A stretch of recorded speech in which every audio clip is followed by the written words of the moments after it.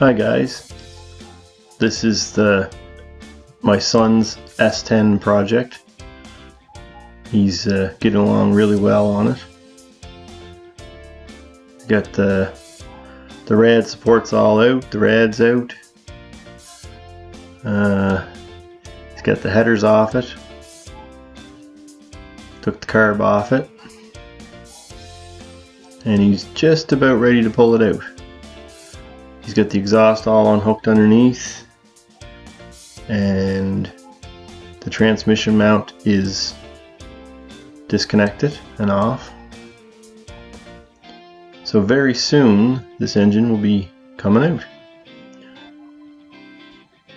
and hopefully we'll be putting in a 6-liter out of a 2002 Chevy 2500 truck. You can see there the guy that had this before, he actually welded the mounts right to the frame.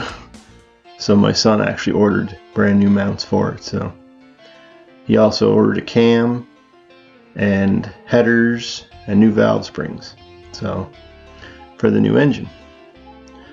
So it should be pretty good whenever it's all done.